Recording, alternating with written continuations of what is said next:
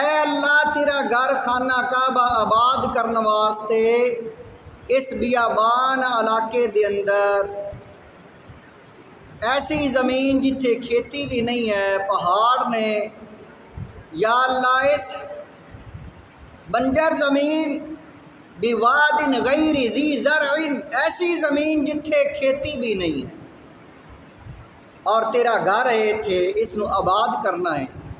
ربنا لیقیم الصلاۃ، تاکہ نماز پڑھن تے تیرے یہ جگہ تیرا گھر آباد ہو جائے۔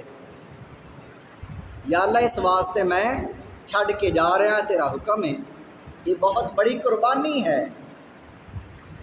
ابراہیم علیہ السلام اللہ تعالیٰ نے بڈھے وارے دیتا بیٹا،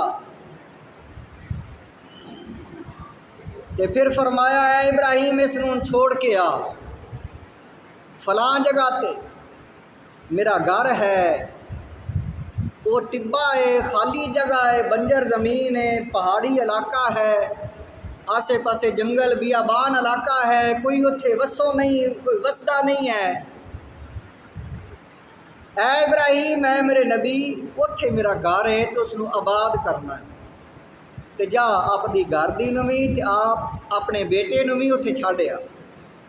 ابراہیم علیہ السلام اس قربانی واسطے تیار ہو گئے تے دعا مانگ رہے ہیں، اے اللہ ایسی زمین جتھے کھیتی بھی نہیں ہے، جتھے پانی بھی نہیں ہے، کھانا کی ہے، پینا کی ہے، یا اللہ اتھے، یا اللہ تیرا حکم ہے، ٹھیک ہے، یا اللہ میں چھوڑ کے جا رہا ہوں۔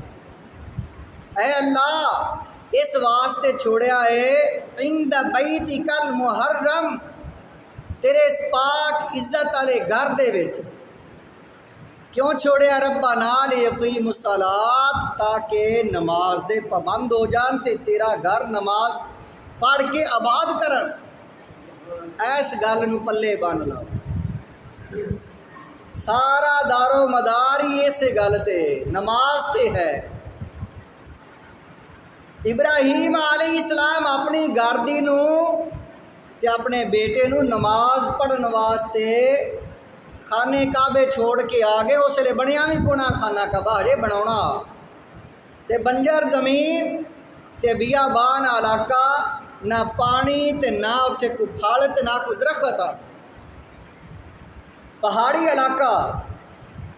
اللہ دا حکم، اے ابراہیم میرا گھر ہے، میری مسجد ہے، مسجد اللہ دے گھر نے، مسجد حرام ہے، اے ابراہیم انہاں نو نماز پڑھنی سکھا تے انہاں نو دس بھی اتھے آ کے نماز پڑھو۔ اتھے چھڈیا نماز پڑھن واسطے۔ کیسی بات ہے، کیسا حکم ہے۔